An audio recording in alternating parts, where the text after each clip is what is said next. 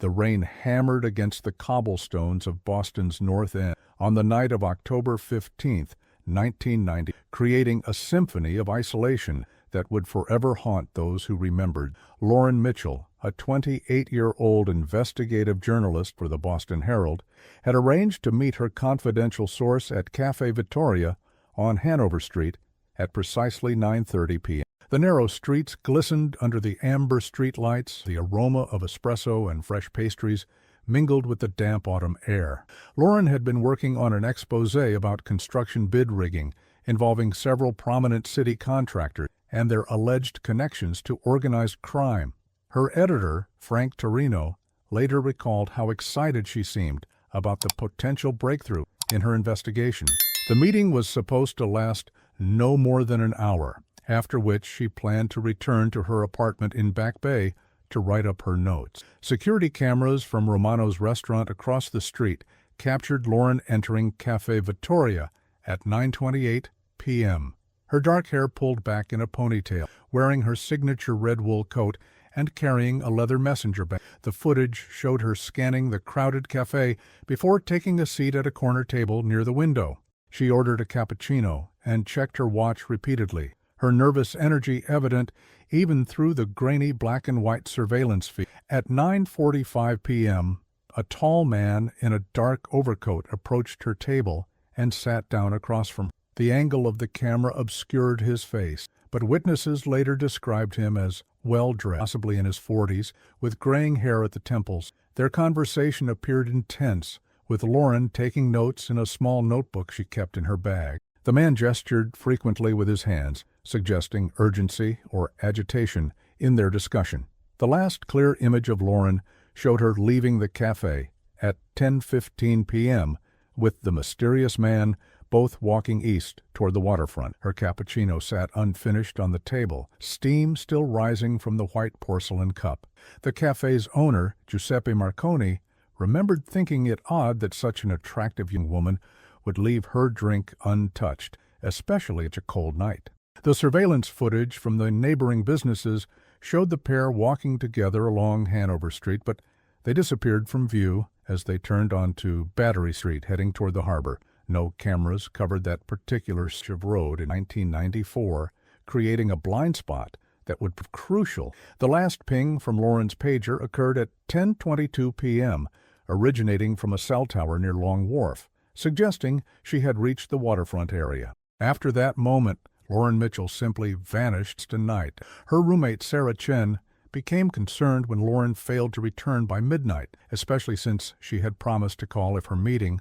Sarah tried calling Lauren's pager repeatedly throughout the night, but received no response. By 6 a.m. the following morning, Sarah contacted the Boston Police Department to report Lauren missing, though the desk sergeant initially dismissed it as a case of a young professional staying out late with a date. Frank Torino arrived at the police station by 8 a.m., armed with copies of Lauren's investigative notes and a detailed explanation of the dangerous story she had been pursuing. He emphasized to Detective Ray Kowalski that this wasn't a typical missing person case, but potentially something far more sinister given the nature of Lauren's work. The detective, a 20-year veteran of the force, recognized the seriousness of the situation and immediately launched a formal investigation. Within hours of the missing person report being filed, Detective Kowalski and his partner, Detective Maria Santos, began canvassing the North End, interviewing cafe staff and nearby business owners. Giuseppe Marconi provided them with the security footage, which became the foundation of their investigation. The detectives noticed several troubling inconsistencies in the witnesses' statements about the mysterious man who met with Lauren. Some described him as distinguished and well-spoken, while others recalled a more menacing presence with cold, calculating eyes. The varying descriptions suggested either multiple witnesses with poor recollection or a man skilled at altering his demeanor and appearance. Kowalski, who had investigated numerous mob-related disappearances during his career, felt an familiar chill as he reviewed the evidence. The professional nature of Lauren's vanishing, combined with her investigative work into organized crime, painted a disturbing picture that would consume his thoughts for years to come. As news of Lauren's disappearance spread through Boston's journalism community, her colleagues at the Herald began piecing together the scope of her investigation. She had been tracking a web of corruption involving the Torino Construction Company, no relation to her editor, several city council members, and what she suspected were front companies for the Patriarca crime family. Her computer files revealed months of research into suspicious bid awards, offshore bank accounts, and a pattern of intimidation against contractors who refused to participate in the rigging scheme. The last entry in her digital notes, dated October 14th, read, "Source claims to have documents proving direct payments from Torino Construction to city officials. Meeting tomorrow night to review evidence. This could be the break we need." Detective Kowalski realized they weren't just searching for a missing journalist, but potentially investigating a murder designed to silence someone who had gotten too close to a multi-million-dollar criminal enterprise that reached into the highest levels of Boston's power structure. Detective Ray Kowalski stood in his cluttered office at Boston Police Headquarters, surrounded by case files, coffee cups, and a growing sense of frustration that had become his constant companion in the weeks following Lauren Mitchell's disappearance. The morning sun filtered through grimy windows, casting long shadows across the evidence boards that covered every available wall space. Photographs of Lauren, surveillance footage, stills, and a complex web of string connecting various suspects and locations created a maze of information that seemed to lead nowhere. His partner, Detective Maria Santos, had just returned from another fruitless interview with a potential witness who claimed to have seen Lauren near the waterfront on the night she vanished. The witness, a homeless veteran named Tommy Sullivan, insisted he had watched a young woman matching Lauren's description, arguing with two men near Pier 6, but his credibility was questionable due to his struggles with alcohol and his tendency to confess. Despite the unreliableness of his testimony, Kowalski couldn't afford to dismiss any potential lead, no matter how tenuous. The forensic analysis of Lauren's abandoned car, discovered 3 days after her disappearance in a parking garage in Quincy, yielded minimal useful evidence despite the meticulous examination by the crime scene unit. The 1992 Honda Civic had wiped clean of fingerprints, suggesting professional involvement in her disappearance, but trace evidence analysis revealed several interesting anomalies. Microscopic paint chips found on the driver's side door matched the color scheme of commercial fishing vessels, and salt residue on the floor mats indicated the car had been driven near the ocean after Lauren's last known location. More disturbing was the discovery of a small bloodstain on the passenger seat that DNA analysis confirmed belonged to Lauren, though the amount was insufficient to determine the severity of any potential injury. The car's mileage indicated approximately 37 additional miles had been driven after Lauren's last documented trip to work, suggesting her vehicle had been used to transport her to an unknown location before being abandoned. Kowalski spent hours studying the forensic report, searching for clues that might reveal where those 37 miles had taken them. The investigation team expanded their focus to include Lauren's sources and the subjects of her investigative reporting, a decision that immediately attracted unwelcome attention from unexpected quarters within the police department itself. Captain Michael O'Brien, Kowalski's superior, began expressing concerns about the resources being devoted to the case and suggested the detectives might be chasing shadows rather than pursuing more promising leads. His interference became increasingly obvious when he reassigned Detective Santos to work on a series of armed robberies in Dorchester, effectively splitting up the investigative team at a crucial moment in their inquiry. Kowalski suspected O'Brien's sudden lack of support stemmed from pressure from higher authorities, possibly connected to the corruption Lauren had been investigating. The detective had worked under O'Brien for 8 years and had never seen him back down from a challenging case, making his current behavior particularly suspicious. When Kowalski pressed for additional resources to continue the investigation, O'Brien's response was curt and dismissive, suggesting the case was becoming a drain on the department's limited budget and manpower. Internal politics within the Boston department began to complicate the investigation, as rumors circulated about Lauren's research into police corruption as well as City Hall Several officers who had initially been helpful in canvassing witnesses suddenly became unavailable, uncooperative, when Kowalski requested their assistance in follow-up interviews. Detective Anthony Ricci, who worked in the organized crime unit, warned Kowalski privately that certain elements within the department were not pleased with the direction of the investigation. Ricci had heard whispers that Lauren's disappearance might be connected to information police officers providing protection for illegal gambling operations and construction security. The realization that the investigation might implicate fellow officers created a paranoid atmosphere within headquarters, where conversations stopped when Kowalski entered rooms and important files began disappearing from evidence lockers. The detective found himself increasingly isolated, relying on a small circle of trusted colleagues who shared his commitment to finding the truth regardless of where it might lead. External pressure on the investigation intensified when several of the individuals mentioned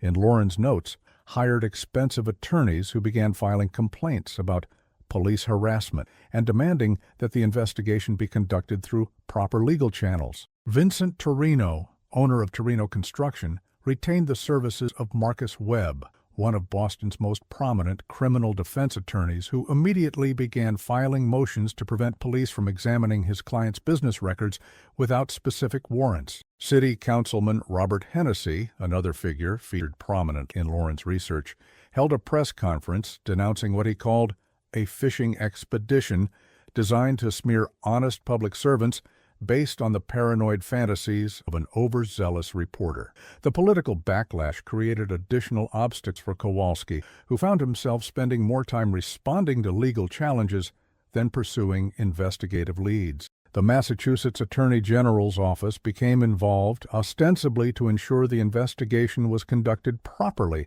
but their oversight felt more like interference to the frustrated detective. Every request for search warrants was scrutinized extensively, and several judges who had previously been cooperative began requiring extraordinary levels of probable cause before approving surveillance or financial record examination. As winter settled over Boston, the Lauren Mitchell case began to fade from public attention despite the continued efforts of her family and colleagues to keep her story in the news. Her parents, Robert and Patricia Mitchell, traveled from their home in Portland, Maine, to meet with police officials and demand answers about the lack of progress in finding their daughter. The emotional toll on the family was evident during their visit to police headquarters, where Patricia Mitchell broke down in tears while describing her daughter's dedication to uncovering the truth and her belief that Lauren had been killed because of her journalistic integrity. Robert Mitchell, a retired high school principal,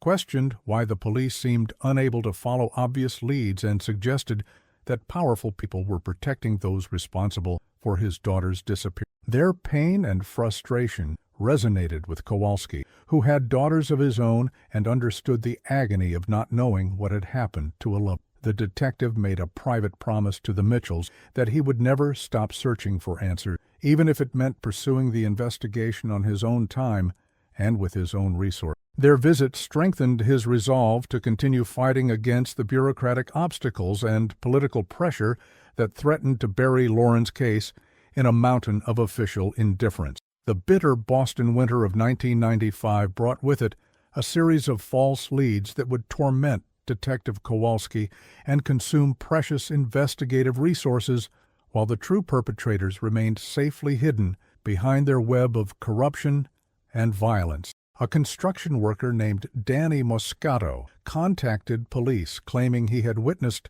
Lauren Mitchell being forced into a black sedan near the waterfront on the night she disappeared, providing detailed descriptions of two men who supposedly kidnapped her at gunpoint. Moscato's story seemed credible, and he passed a polygraph test administered by the department's most experienced examiner. For 3 weeks, detectives pursued every angle of his testimony, tracking down similar vehicles, interviewing known associates of organized crime families, and conducting surveillance operations based on his descriptions of the alleged perpetrators. However, when investigators discovered that Moscato owed significant gambling debts to loan sharks connected to the same crime family Lauren had been investigating, his credibility collapsed entirely. Phone records revealed he had received several payments from an untraceable account in the days following his initial statement to police, suggesting he had been paid to provide false testimony designed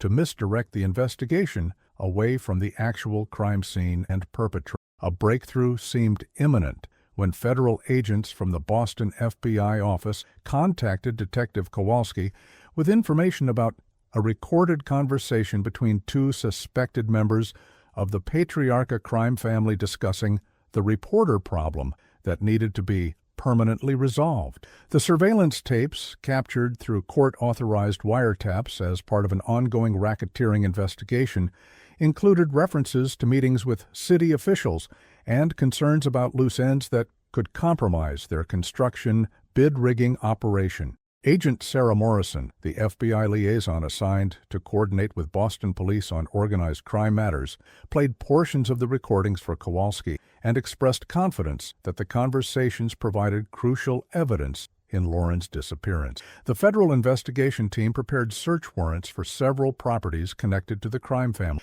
including a fish processing in South Boston that had been mentioned in the recorded conversations. However, when the coordinated raids were executed 3 months later, investigators discovered that the facilities had been thoroughly cleaned and all potentially incriminating evidence had been removed, suggesting that someone with advanced knowledge of the federal investigation had warned the suspects about the impending searches. The investigation took another frustrating turn when a former Boston City employee named Marcus Chen approached detectives with claims that he possessed documentary evidence proving the corruption Lauren had been investigating, including copies of altered invoices, recordings of meetings between city officials, and construction company representatives. Chen had worked as a clerk in the city's procurement department for 15 years before being terminated for what his supervisors called attendance issues, though he claimed he was fired for refusing to participate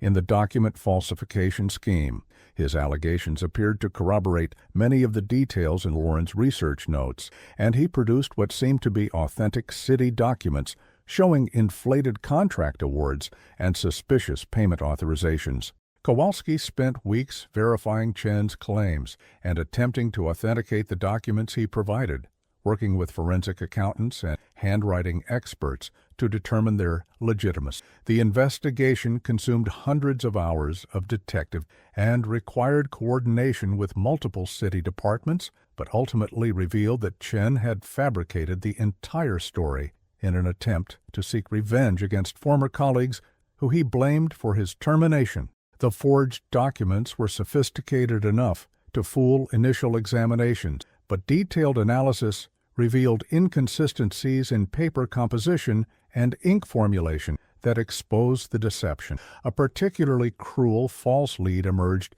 when Lauren's roommate Sarah received an anonymous phone call from someone claiming to be holding Lauren prisoner and demanding a ransom of $50,000 for her safe return. The caller provided specific details about Lauren's appearance and personal habits that suggested intimate knowledge of her daily routine, giving the threat an air of authenticity that terrified both Sarah and Lauren's family. Detective Kowalski arranged for the phone to be monitored and trace equipment to be installed in Sarah's apartment, while federal agents prepared to coordinate a complex operation to capture the kidnappers during the planned ransom exchange. The caller insisted on a drop location at Castle Island, where Sarah was to leave the money in a specific trash receptacle at midnight on a designated date. Despite extensive surveillance involving dozens of law enforcement officers positioned at the park, the pickup never occurred, and subsequent investigation revealed the calls had originated from a payphone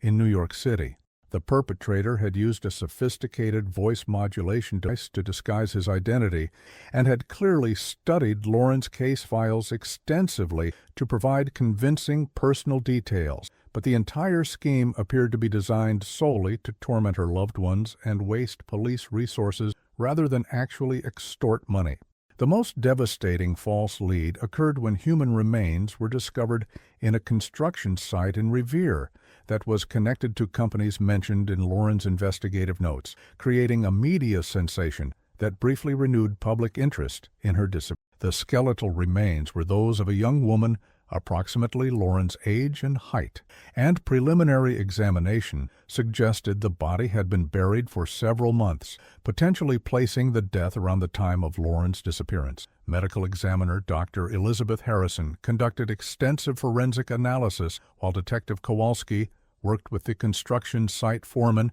to determine how long the burial site had been undisturbed. Local news stations reported that Lauren's body might have been found, causing tremendous emotional trauma for her family and friends who had maintained hope that she might still be alive. Dental record comparison required 3 agonizing weeks to complete due to the condition of the remains and the need for specialized forensic odontology examination. When the results finally confirmed that the remains belonged to Maria Gonzalez, a missing person from Lynn, who had disappeared 8 months before Lauren, the disappointment was crushing for everyone involved in the case. The discovery did lead to solving Maria's murder and the arrest of her abusive ex-boyfriend, but it represented another dead end in the search for Lauren Mitchell. Despite these setbacks, Detective Kowalski refused to abandon his investigation and began developing a more systematic approach to analyzing the evidence and identifying patterns that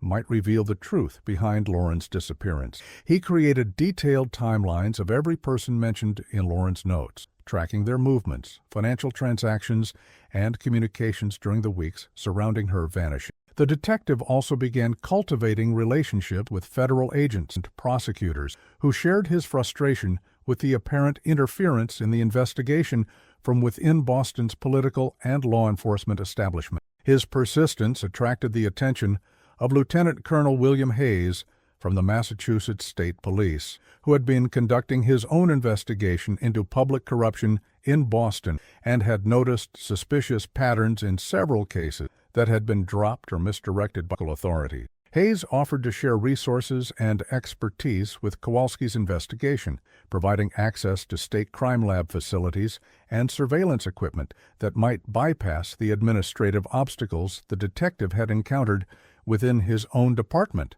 Their collaboration would eventually prove crucial to uncovering the truth, though neither man could have predicted the shocking revelations that lay ahead or the personal cost of their determination to seek justice for Lauren Mitchell. By the 3rd anniversary of Lauren Mitchell's disappearance in October 1997, Detective Ray Kowalski had developed an obsession with the case that consumed his professional life and strained his relationships with colleagues, superiors, and his own family. His wife, Carol, frequently complained that he spent more time thinking about a dead journalist than he did about his living wife and 2 daughters, and their marriage counselor had begun suggesting that his inability to let go of unsolved cases reflected deeper psychological issues that required professional attention. The detective's office had become a shrine to Lauren's memory, with photographs of her covering every surface and evidence boxes stacked floor to ceiling, creating a maze of paperwork that made normal police work nearly impossible. Captain O'Brien had repeatedly ordered Cole to clean out his office and focus on current cases, but the detective found ways to circumvent these directives by storing materials in his car, at home, and even in a rented storage unit where he could review evidence without interference from department administrators. His annual performance evaluations reflected growing concerns about his productivity and mental state, though none of his supervisors could question his dedication or the quality of his investigative work when he applied himself to it. The political landscape surrounding Lauren's case had shifted dramatically as several of the individuals mentioned in her investigation notes gained power and influence within Boston's government structure, making any renewed official investigation increasingly difficult to pursue through normal channels. Vincent Torino had been elected to the city council and used his position to advocate for transparency in government contracts, an ironic development that Kowalski viewed as the ultimate insult to Lauren's memory and the integrity of her investigative work. City Councilman Robert Hennessy had been appointed to the Massachusetts Port Authority Board of Directors, giving him oversight of the very waterfront areas where Lauren was last seen alive. The detective watched with growing cynicism as these men who had once been subjects of criminal investigation now shaped public policy and controlled millions of dollars in municipal contracts. FBI agent Sarah Morrison had been transferred to the Bureau's Washington headquarters ostensibly as a promotion, but Kowalski suspected her reassignment was related to her aggressive pursuit of organized crime connections in the Lauren Mitchell. Her replacement, Agent David Park, seemed less interested in pursuing complex corruption investigations and more focused on traditional organized crime activities like drug trafficking and illegal gambling operations. The Lauren Mitchell case files had grown to encompass 12 storage boxes containing thousands of pages of interviews, surveillance reports, financial records, and forensic analysis, representing one of the most extensive missing person investigations in Boston Police Department history, despite the lack of any arrests or concrete resolution. Kowalski had interviewed over 300 potential, conducted surveillance on dozens of suspects, and coordinated with law enforcement agencies across New England in his search for answers about Lauren's fate. His investigation had uncovered corruption in city contracting worth millions of dollars, identified several previously unknown connections between organized crime families and legitimate businesses, and documented a pattern of witness intimidation that extended far beyond Lauren's specific. However, none of this information had led to criminal charges against the people responsible for her disappearance, creating a growing sense of futility that haunted the detective's daily routine. The district attorney's office had reviewed the evidence multiple times, but concluded that circumstantial evidence and speculation, no matter how compelling, could not support prosecution without direct proof of criminal activity or testimony from cooperating witnesses willing to risk their lives to testify against dangerous criminals. Technological advances in criminal investigation during the late 1990s offered new hope for solving cold cases, and Detective Kowalski began exploring how improved DNA analysis, enhanced surveillance techniques, and computerized database searches might provide fresh leads in Lauren's disappearance. The Massachusetts State Crime Laboratory had developed more sophisticated methods for analyzing trace evidence, and Kowalski arranged for the blood sample from Lauren's car to be re-examined using techniques that had not been available during the initial investigation. Advanced computer modeling allowed investigators to create more accurate timelines and geographical analysis of cell phone records and credit card transactions, potentially revealing patterns that might have been missed during the original case. The detective also began collaborating with private investigators hired by Lauren's family, who had maintained their own search efforts and had access to resources and techniques not available to police departments operating under budget constraints and bureaucratic limitations. James Mitchell, Lauren's younger brother who had recently graduated from law school, had dedicated himself to understanding the legal and procedural obstacles that had prevented his sister's case from being solved, and had identified several promising avenues for renewed investigation that combined traditional detective work with modern technology and legal strategies. The emotional toll of the prolonged investigation affected everyone connected to Lauren's case, creating a community of survivors who shared the trauma of unanswered questions and delayed justice that seemed increasingly unlikely to ever materialize through official channels. Lauren's parents had aged visibly during the years of searching for their daughter, and their health had deteriorated under the constant stress of not knowing whether she was alive or dead somewhere, possibly suffering, while they maintained futile hope for her safe return. Her colleagues at the Boston Herald had established a scholarship fund in Lauren's name for aspiring investigative journalists, but the annual memorial ceremonies had become increasingly bitter affairs where speakers denounced the corruption and cowardice that had prevented justice. Sarah Chen had moved away from Boston, unable to continue living in the apartment she had shared with Lauren, and haunted by the guilt of not doing more to protect her friend from whatever fate had befallen her that October night in 1990. The broader journalism community in Boston had become more cautious about pursuing investigations into organized crime and government corruption, understanding that Lauren's disappearance served as a warning about the potential consequences of exposing powerful people who had both the motivation and resources to silence their critics permanently. Detective Kowalski's relationship with his family had deteriorated to the point where Carol had filed for legal separation and moved with their daughters to live with her sister in Springfield, leaving the detective alone with his obsession and his growing conviction that the only way to solve Lauren's case would be through methods that were legal. His isolation within the police department had become complete, with younger officers avoiding association with him and veteran detectives expressing concern about his mental stability and professional judgment. The detective had begun conducting unauthorized surveillance operations during his off-duty hours, following suspects who had never been formally cleared in Lauren's disappearance and hoping to catch them in compromising situations that might provide leverage for extracting confessions or cooperation.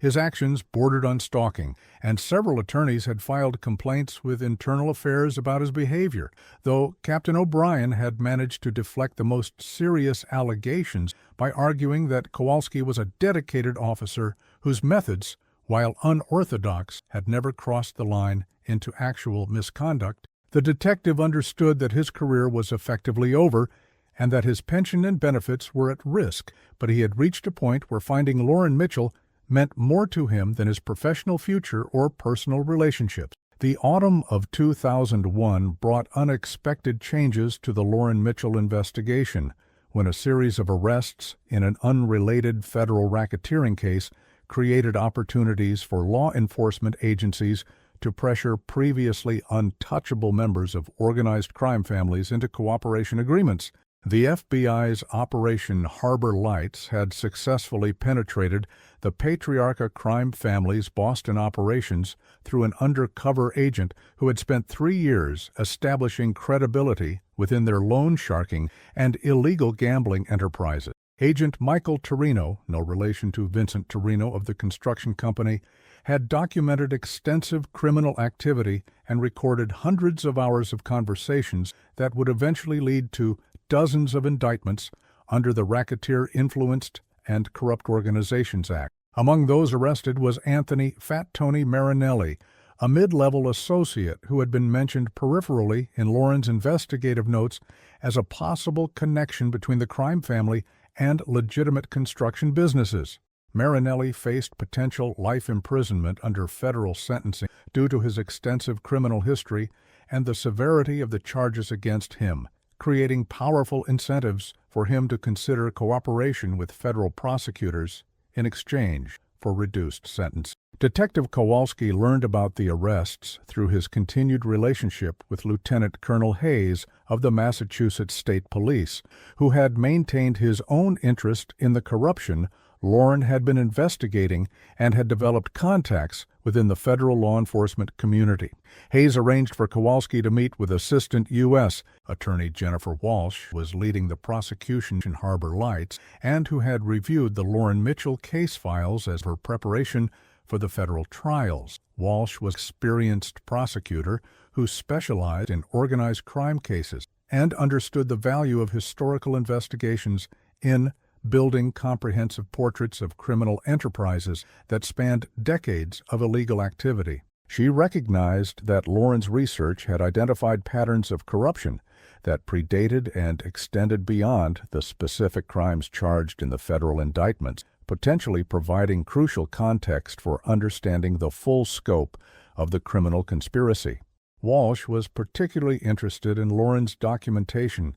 of the relationship between organized crime figures and city officials, as similar corruption patterns had emerged in other federal investigations across New England, and suggested the existence of a regional network that had operated with impunity. The cooperation agreement negotiations with Anthony Marinelli proved to be more complex than federal prosecutors had anticipated, as the career criminal was reluctant to provide information about crimes that might implicate police officers or other law enforcement personnel in corruption schemes. Marinelli's attorney, Robert Goldstein, argued that his client feared retaliation not only from organized crime associates, but also from corrupt officials who might use their positions to arrange his assassination if he revealed too much about their illegal activities. The negotiations stretched over several months as prosecutors attempted to provide adequate protection guarantees while extracting maximum value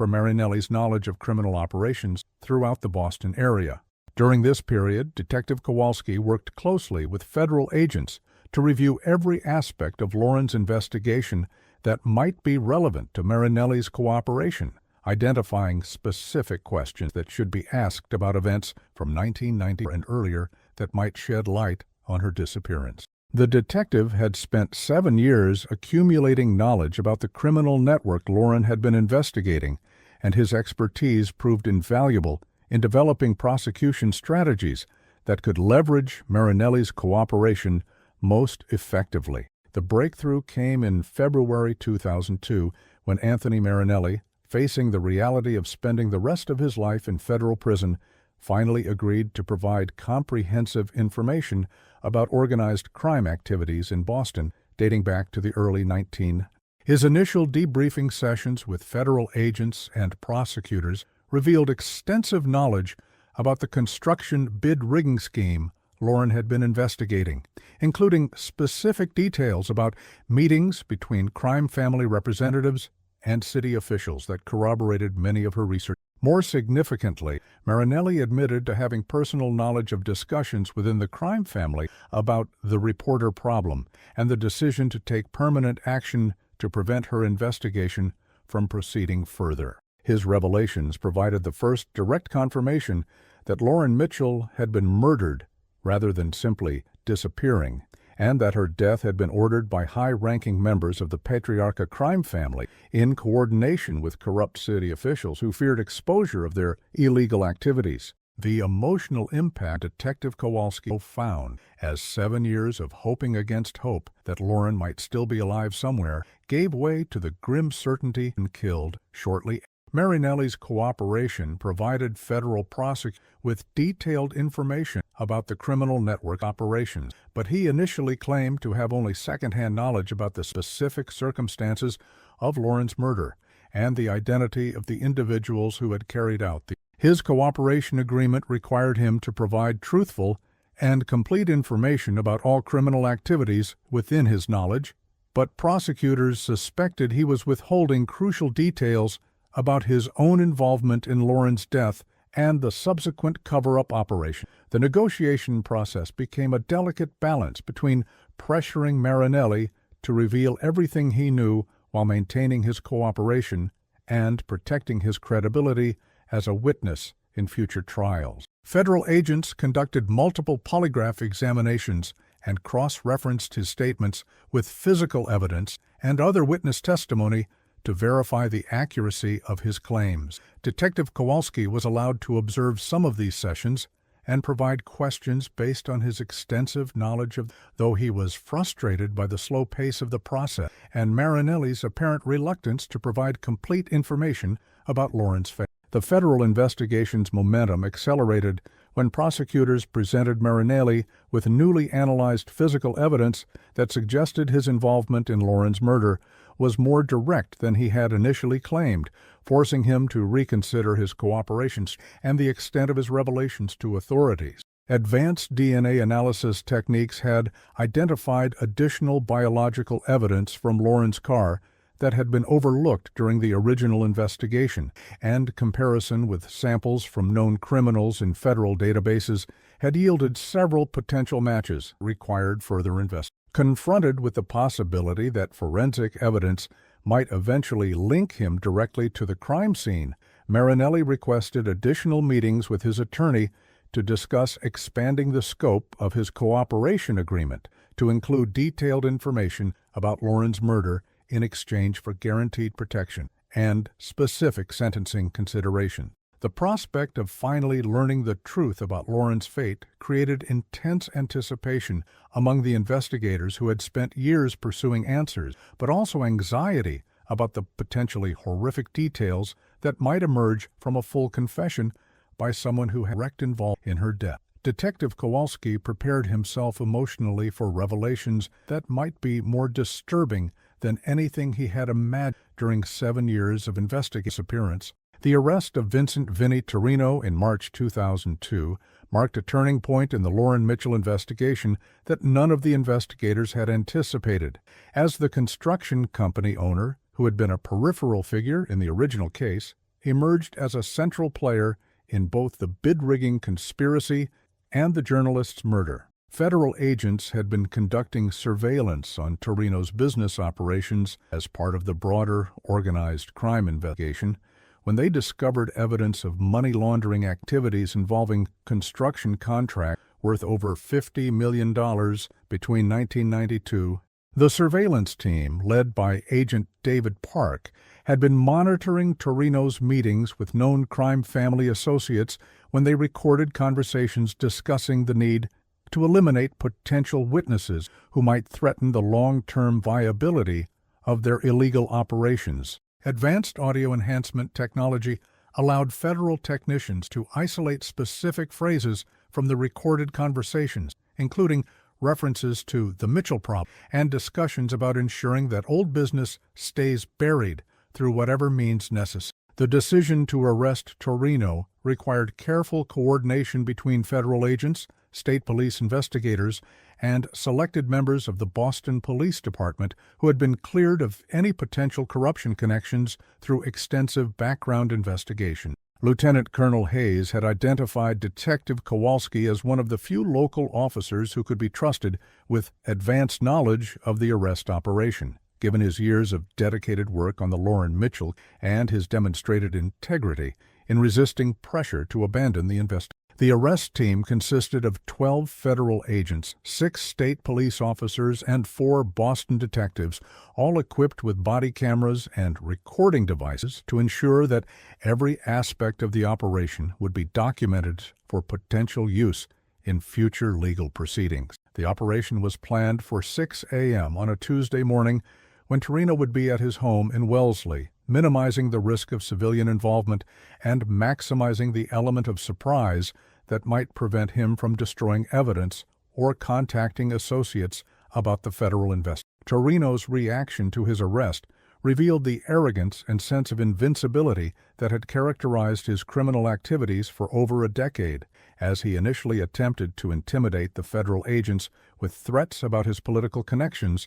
and his ability to cause problems for their careers if they proceeded with what he called a fishing expedition. Agent Park read Torino his Miranda rights, while other members of the arrest team secured his residence and began executing search warrants for his home office, personal vehicles, and business premises. The construction executive's demeanor changed dramatically when he realized the scope of the federal operation and the extent of evidence that had been gathered against him, including financial records, recorded conversations, and testimony from cooperating witnesses that detailed his involvement in multiple criminal conspiracies. His initial bravado gave way to nervous questioning about the specific charges he faced and repeated requests to contact his attorney, Marcus Webb, who had represented him during earlier phases of the Lauren Mitchell investigation. Federal prosecutors had anticipated this reaction and had prepared detailed arrest documents that outlined the most serious charges while withholding specific evidence details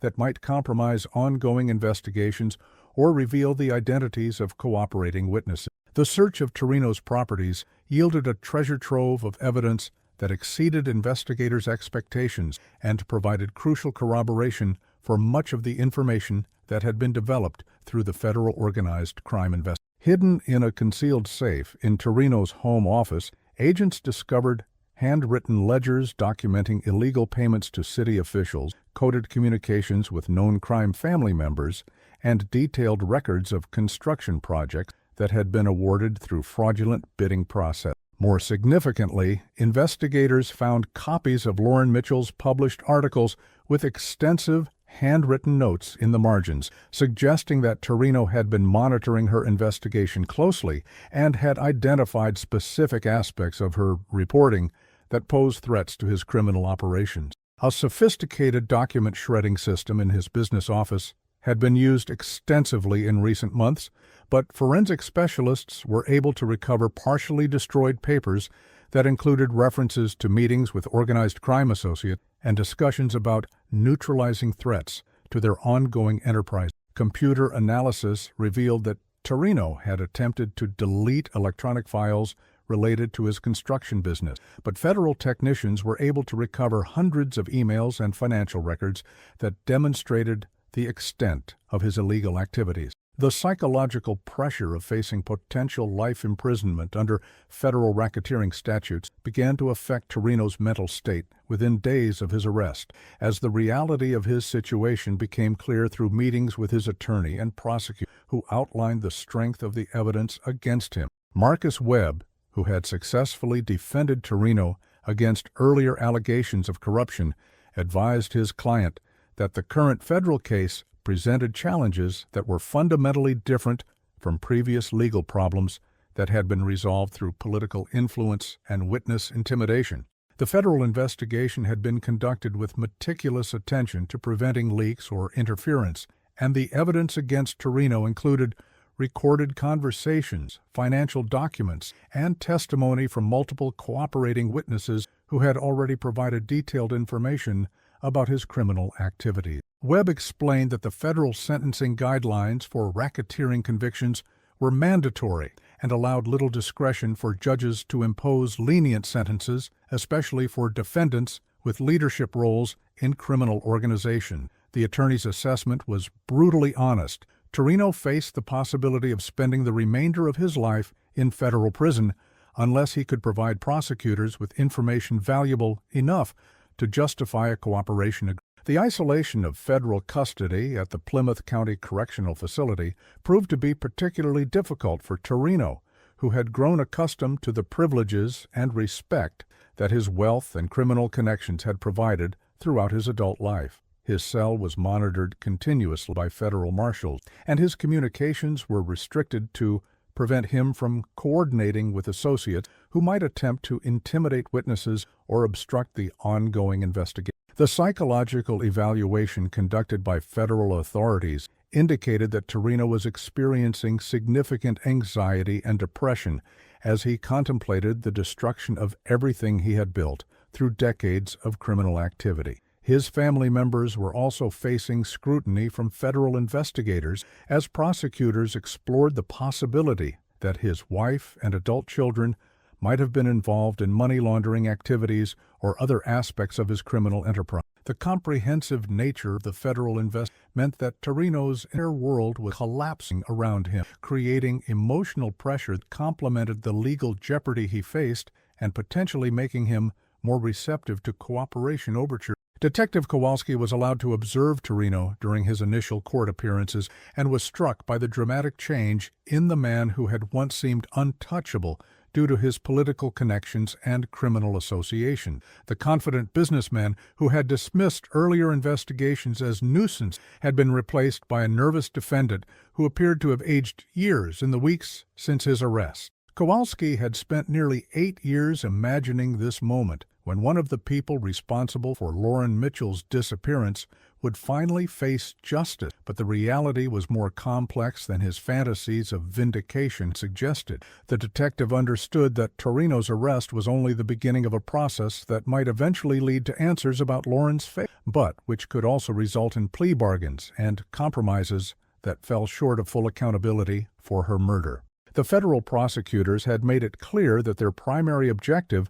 was dismantling the entire criminal organization rather than focusing exclusively on Lauren's case, though they acknowledged that her murder was an integral part of the conspiracy they were prosecuting. Kowalski's role in the continuing investigation would be crucial for ensuring that Lauren's case received appropriate attention within the broader federal prosecution strategy. The breakthrough in Vincent Torino's cooperation came on a gray April morning in 2002 when Assistant U.S. Attorney Jennifer Walsh presented him with newly analyzed GPS navigation data from his personal vehicle that placed him at Long Wharf on the night of October 15, 1994, during the precise time window when Lauren Mitchell had vanished from surveillance. The sophisticated tracking technology had not been widely available to investigators in 1994, but federal agents had recently obtained the original navigation unit from Torino's 1994 Mercedes sedan, which had been stored in his garage for years. Computer forensic specialists at the FBI laboratory in Quantico had successfully extracted archived root data from the device's memory banks, revealing a detailed record of Torino's movements on the night Lauren disappeared that contradicted his previous statements to investigators about his whereabouts. The navigation data showed that Torino's vehicle had traveled from his Wellesley home to the North End, remained stationary near Hanover Street for approximately 45 minutes, then proceeded to Long Wharf before making an extended trip to a location in Quincy Bay that matched the GPS coordinates of several commercial fishing operations. Federal prosecutors also presented Torino with testimony from Anthony Marinelli, describing conversations in which Torino had discussed the logistics of Lauren's murder and his direct involvement in transporting her body to its final location. Confronted with irrefutable evidence of his presence at the crime scene and faced with the testimony of a cooperating witness who could describe his role in the murder conspiracy, Torino requested a private meeting with his attorney to discuss the possibility of entering into a cooperation agreement with federal prosecutors. Marcus Webb had advised his client that the evidence against him was overwhelming and that his only realistic option for avoiding life imprisonment was to provide complete and truthful information about his criminal activities in exchange for a reduced sentence under federal cooperation guidelines. The negotiation process required several weeks as prosecutors evaluated the potential value of Torino's cooperation against the seriousness of his crimes and the need to ensure that any agreement would serve the interests of justice for Lauren Mitchell and other victims of the criminal organization. Torino's knowledge of the crime family's operations was extensive, spanning over 2 decades of illegal activities, but prosecutors were particularly interested in his information about corrupt officials within Boston's government and law enforcement agencies who had facilitated the criminal enterprise. The cooperation agreement ultimately signed by Torino required him to provide truthful testimony about all criminal activities within his knowledge, including his direct participation in Lauren Mitchell's murder and the subsequent cover-up operation. Torino's first detailed confession session with federal prosecutors and Detective Kowalski took place in a secure conference at the federal courthouse in Boston, with video cameras recording every word for potential use in future legal proceedings and to ensure that his statements could be verified against other evidence in the case. The construction executive appeared nervous and occasionally emotional as he began describing the events of October 15,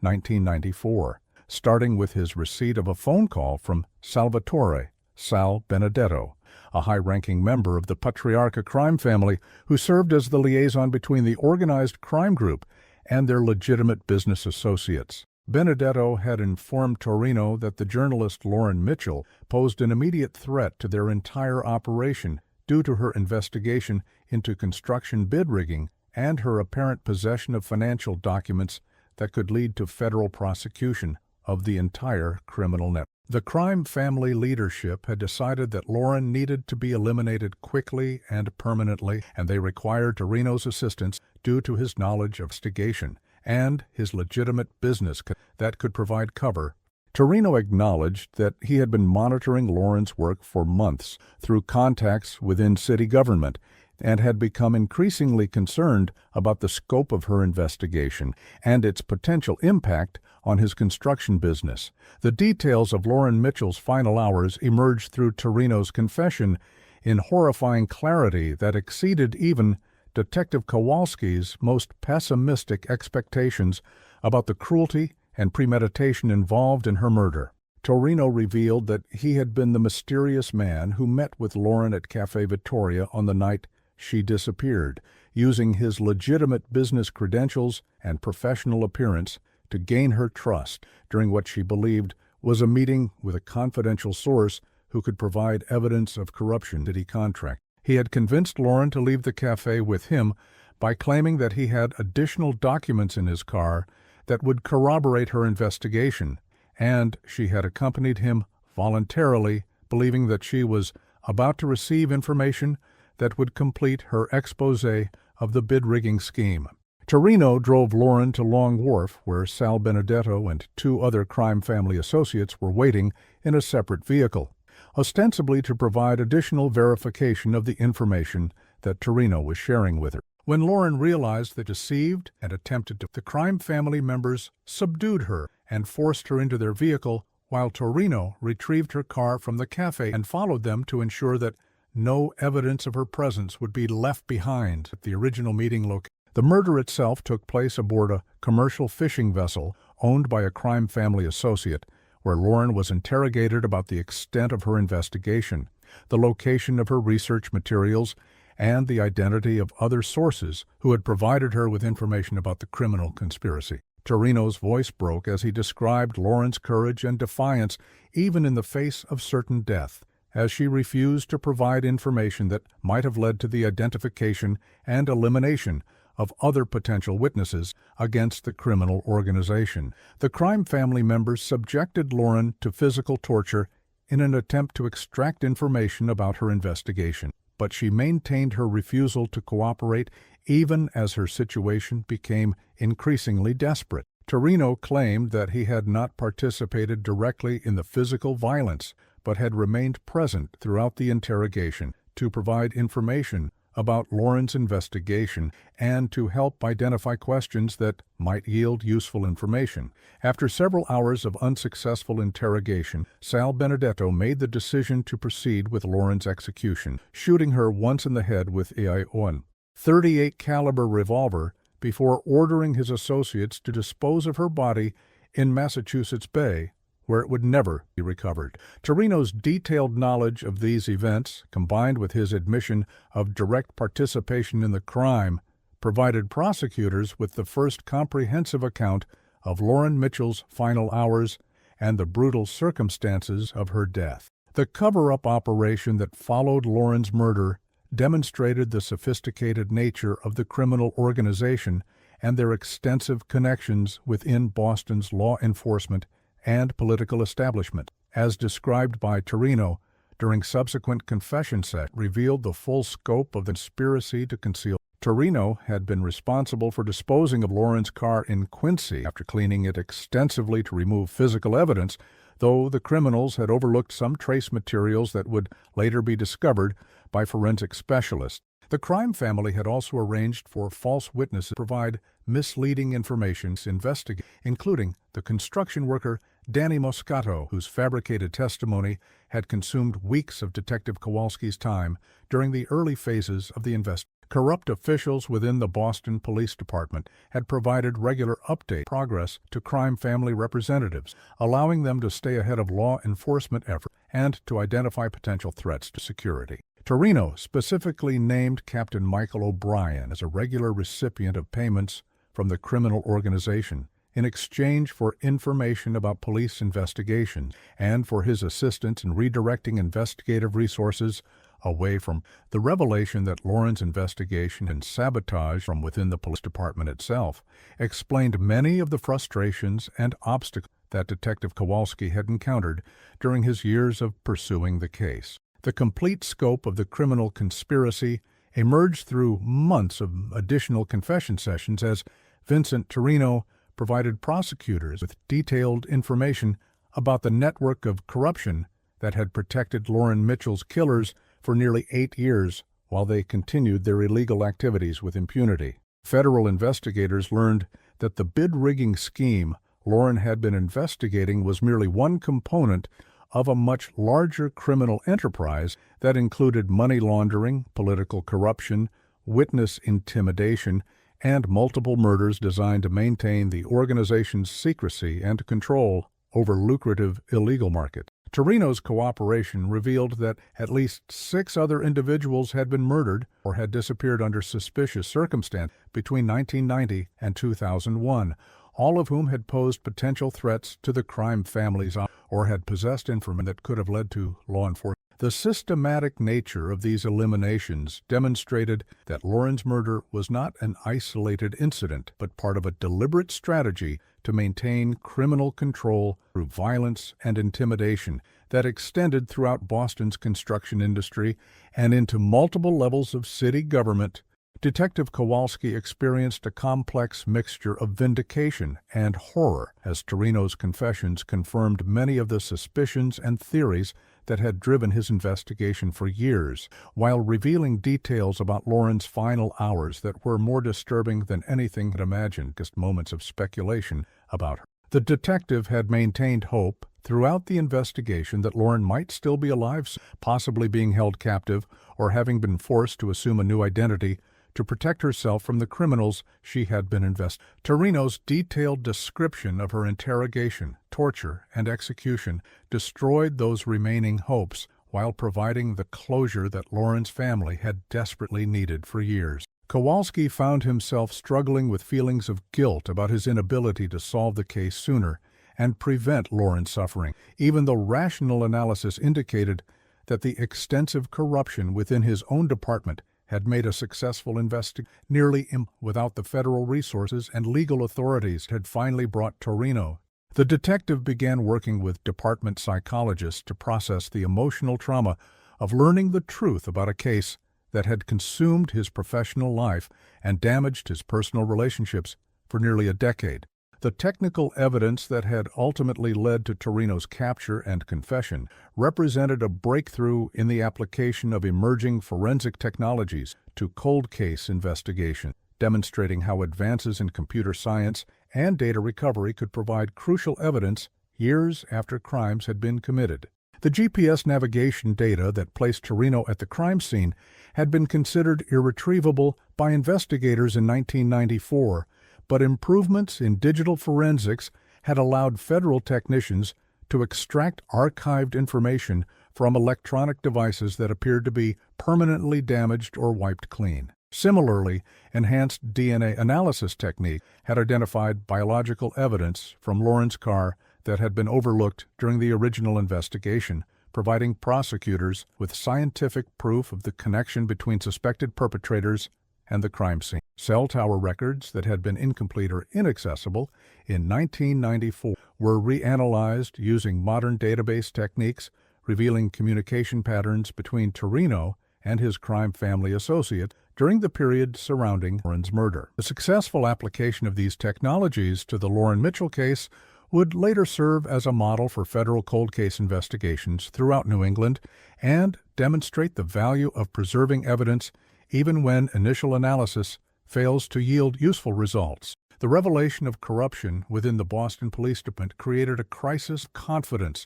that extended far beyond the Lauren Mitchell and ultimately led to federal oversight of the department's internal affairs and investigative procedures. Captain Michael O'Brien's arrest on corruption charges sent shockwaves throughout the law enforcement community and revealed the extent to which organized crime had penetrated police operations through bribery, intimidation, and the recruitment of corrupt officers provided regular intelligence about ongoing investigations. Federal prosecutors discovered that O'Brien had received over $200,000 in illegal payments from the crime family between 1992 and 2002, and that he had actively sabotaged multiple investigations by reassigning key personnel, restricting access to evidence, and providing advance warning about planned arrests and surveillance operations. The corruption network included at least 12 other police officers, 3 federal agents, and numerous civilian employees who had accepted bribes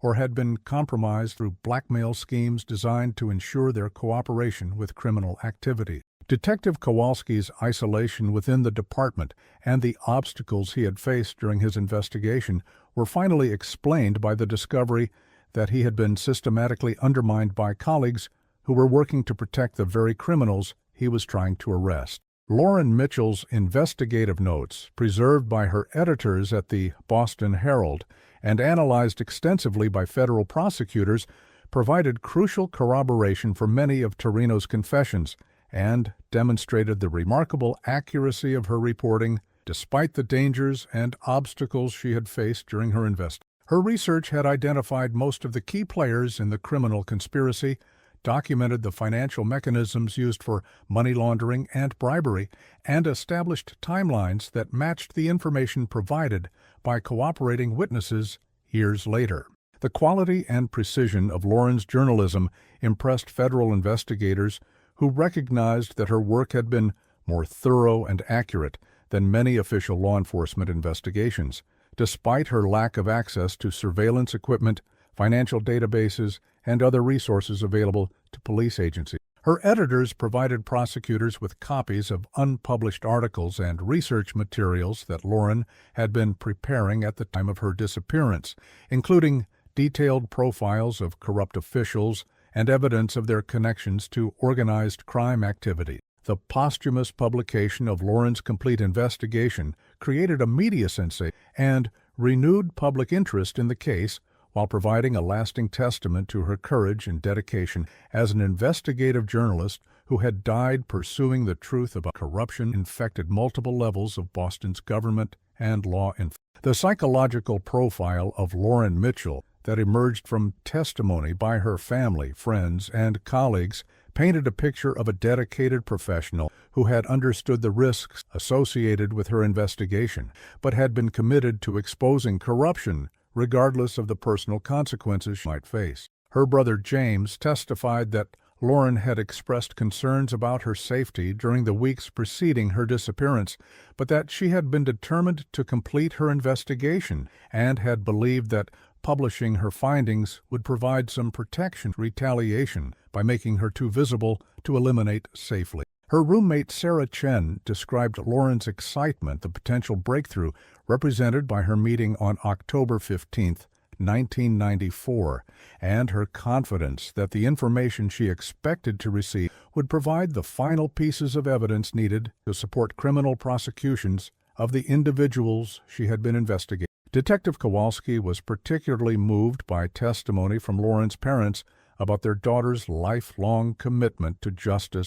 and truth-telling, which had been evident from childhood and had driven her career choice despite their concerns about the dangers associated with investigative journalism. The memorial service held for Lauren following Torino's confession drew hundreds of attendees from the journalism community, law enforcement agents, and the general public who recognized her sacrifice and the importance of her work exposing the corruption that had ultimately led to her death. The federal prosecution of Vincent Torino and his associates represented one of the most comprehensive organized crime cases in Massachusetts history, ultimately resulting in convictions that dismantled the criminal network responsible for Lauren Mitchell's murder and decades of corruption throughout Boston's construction industry and government agencies. Torino's cooperation agreement required him to testify against 17 co-defendants, including high-ranking members of the Patriarcha crime family, corrupt police officers, city officials, and business associates who had participated in various aspects of the criminal conspiracy. His testimony during the trials was detailed and compelling, providing prosecutors with insider knowledge that would have been impossible to obtain through traditional investigative methods and allowing them to present comprehensive evidence about the scope and sophistication of the criminal organization. The emotional impact of Torino's testimony about Lauren's murder was profound, with several jurors visibly affected by his descriptions of her final hours and the cruel indifference displayed by her killers toward her suffering and death. Defense attorneys attempted to challenge Torino's credibility by highlighting his extensive criminal history and his motivation to provide favorable testimony in exchange for a reduced sentence, but the corroboration provided by physical evidence, recorded conversations, and other witnesses established the accuracy of his most important claim. Salvatore Sal Benedetto, identified by Torino as the crime family member who had ordered and carried out Lauren's execution, was convicted of murder, racketeering, and conspiracy charges that resulted in a life sentence without the possibility of parole in federal prison. The prosecution presented evidence that Benedetto had been responsible for at least 4 other murders during his criminal career and had served as the crime family's primary enforcer for eliminating threats to their illegal operation. His conviction provided some measure of justice for Lauren's family, though they acknowledged that no punishment could compensate for the loss of their daughter and the years of uncertainty they had endured while searching for answers about her fate. Detective Kowalski testified during Benedetto's trial about his investigation and the obstacles he had encountered due to corruption within the police department, providing crucial context for understanding how the criminal organization had evaded justice for so many years. The detective's testimony was particularly powerful because it demonstrated the persistence and integrity required to pursue justice despite institutional corruption and political pressure designed to protect the criminals responsible for Lauren's death. Captain Michael O'Brien's conviction on federal corruption charges resulted in a 15-year prison sentence, the forfeiture of police pensions and benefits, sending a clear message to other law enforcement officers about the consequence of betraying their oath to serve and protect the public. The evidence against O'Brien included recorded conversations with crime family members, financial records showing illegal payments, and testimony from multiple witnesses who described his active participation in sabotaging criminal investigations for nearly a decade. His arrest and conviction created widespread changes within the Boston Police Department, including new oversight procedures, enhanced background investigations for sensitive positions, and regular integrity testing designed to identify corrupt officers before they could compromise ongoing investigations. The federal court also imposed a consent decree requiring the department to submit to external monitoring for 5 years to ensure that comprehensive reforms were implemented and maintained. Detective Kowalski was promoted to lieutenant and assigned to lead a new internal affairs unit specifically focused on preventing and detecting corruption within the department, a position that allowed him to use his experience with the Lauren Mitchell case to improve investigative procedures, protect future cases from the kind of sabotage he had encountered. The recovery of Lauren Mitchell's remains proved to be impossible, despite extensive searching of Massachusetts Bay using advanced sonar equipment and underwater recovery teams, as the depth of the water, the passage of time, had made locating her body extremely unlikely. Federal investigators coordinated with the Coast Guard and marine archaeology specialists to conduct comprehensive searches of the areas identified by Torino as the location where Lauren's body had been disposed of, but the ocean currents and marine environment had eliminated any realistic possibility of recovery. The inability to provide Lauren's family with physical closure was one of the most difficult aspects of resolving the case, though they expressed gratitude for finally learning the truth about her fate and seeing her killers brought to justice. Detective Kowalski organized a memorial service at the Boston Harbor location where Lauren had died, allowing her family and friends to pay their respects and achieve some measure of emotional closure, even without the return of her physical remains. The service was attended by hundreds of people from the journalism community, law enforcement agencies, and the general public who wanted to honor Lauren's memory and recognize her sacrifice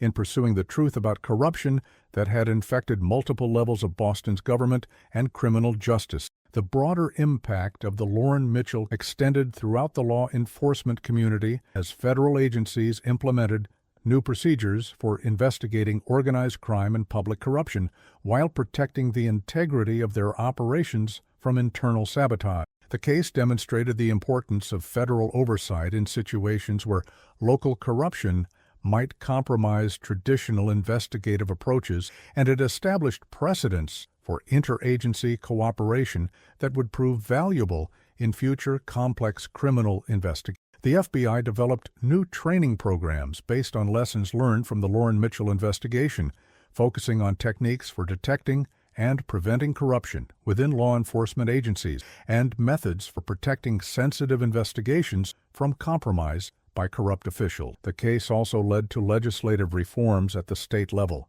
including enhanced whistleblower protections for journalists and other individuals who expose corruption, and improved procedures for investigating cases where local authorities might have conflicts of interest or corruption concerns. The personal cost of the investigation for Detective Kowalski included the permanent damage to his marriage and family relationships, though he eventually reconciled with his wife and daughters after completing counseling programs and demonstrating his commitment to rebuilding the personal connections he had neglected during his obsession with solving Lauren's. His promotion within the police department provided professional vindication and opportunities to prevent future corruption, but he continued to struggle with feelings of guilt about the years Lauren's family had suffered without knowing. The detective became a frequent speaker at law enforcement conferences and training programs, sharing his experiences from the Lauren Mitchell investigation and emphasizing the importance of persistence, integrity, and interagency cooperation in complex criminal cases. His work with the new Internal Affairs Unit helped identify and eliminate several other corrupt officers within the department, and his reputation for uncompromising integrity made him a trusted resource for federal agencies conducting sensitive investigations in the Boston area. Despite the professional success that followed his work on the Lauren Mitchell case, Kowalski never forgot the human cost of the investigation and maintained regular contact with Lauren's family to ensure that her memory and sacrifice continued to inspire efforts to combat corruption and protect journalists who risked their lives exposed. The final chapter in the Lauren Mitchell case closed in December 2003 when the last of the co-conspirators was sentenced and the comprehensive federal investigation concluded with the complete dismantling of the criminal organization responsible for her murder and years of corruption throughout Boston's construction industry and government agencies. Vincent Torino received a reduced sentence of 25 years in federal prison under his cooperation agreement, a punishment that reflected both the seriousness of his crimes and the value of his testimony in securing convictions against other members of the criminal conspiracy. His sentencing hearing provided Lauren's family with an opportunity to address the court about the impact of her murder on their lives and their feelings about the justice that had finally been achieved after nearly a decade of uncertainty and pain. Patricia Mitchell spoke eloquently about her daughter's courage and dedication as a journalist who had died protecting her sources and pursuing the truth about corruption that threatened the integrity of democratic institutions. Robert Mitchell emphasized that while no punishment could restore their daughter to them, the convictions of her killers provided some measure of closure and demonstrated that persistence and integrity could eventually triumph over corruption and violence. Detective Ray Kowalski's role in the investigation was formally recognized by the Boston Police Department, the FBI,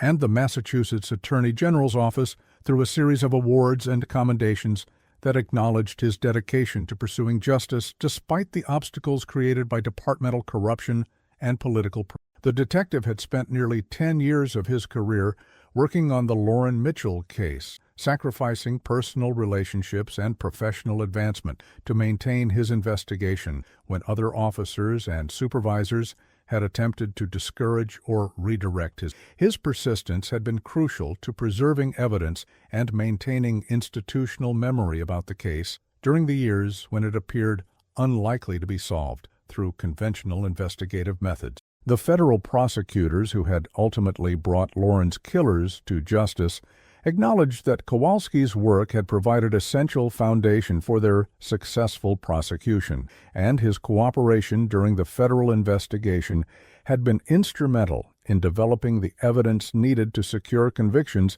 against the criminal organization. The recognition he received helped restore his reputation within the law enforcement community and provided validation for the sacrifices he had made during the investigation. The changes implemented within the Boston Police Department as a result of the corruption revealed during the Lauren Mitchell investigation included comprehensive reforms designed to prevent future cases from being compromised by internal sabotage or criminal infiltration of police operations. The federal consent decree imposed oversight procedures that required regular auditing of sensitive investigations, enhanced background checks for officers assigned to organized crime and corruption cases, and mandatory reporting procedures for any contacts between police personnel and subjects of ongoing investigation. Lieutenant Kowalski's new Internal Affairs Unit implemented integrity testing programs that helped identify officers who might be susceptible to corruption before they could compromise active cases, and the unit developed protocols sensitive investigations from internal leaks or interference. The department also established new procedures for cooperating with federal agencies on complex cases, ensuring that local corruption could not sabotage multi-jurisdictional investigations that required coordination between different law enforcement organizations. These reforms helped restore public confidence in the police department and demonstrated the institution's commitment to learning from the failures that had allowed Lauren's killers to operate with impunity for so many years. The impact of Lauren Mitchell's investigation and subsequent murder extended throughout the journalism community as news organizations implemented enhanced security procedures for reporters working on sensitive stories involving organized crime or government corruption, recognizing that the traditional assumption of journalist safety could not be taken for granted when covering powerful criminal organizations. The Boston Herald established the Lauren Mitchell Award for Investigative Excellence, an annual recognition for journalists whose work exposes corruption or abuse of power despite personal risk or professional obstacles. Major journalism schools incorporated the Lauren Mitchell case into their curricula as an example of both the importance and the dangers of investigative reporting, using her story to teach students about the ethical obligations and practical challenges of exposing powerful interests who have both the motivation and resource to silence. The case also led to enhanced legal protections for journalists in Massachusetts, including stronger shield laws protecting confidential sources and improved procedures for investigating threats or violence against reporters. These changes ensured that Lauren's death would contribute to protecting future generations of journalists who follow her example of pursuing truth regardless of personal consequences. The emotional healing process for Lauren's family continued for years after the conclusion of the criminal trials, as they worked to honor her memory while processing the trauma of learning the details about her final hours and the cruelty of her killers. James Mitchell, Lauren's younger brother, established a foundation dedicated to supporting investigative journalism and providing financial assistance to reporters who face retaliation for exposing corruption or abuse of power. The foundation also funded legal aid for journalists who encounter obstacles or threats while pursuing sensitive stories, ensuring that lack of resources would not prevent important investigations from being completed. Patricia and Robert Mitchell became advocates for victims' rights and worked with law enforcement agencies to improve procedures for communicating with families during complex investigations that might take years to resolve. Their advocacy helped change policies regarding information sharing with victims' families and support services for relatives of murder victims, particularly in cases involving organized crime where traditional victim assistance programs might be inadequate for addressing the unique challenges and security concerns faced by survivors. Sarah Chen, Lauren's former roommate,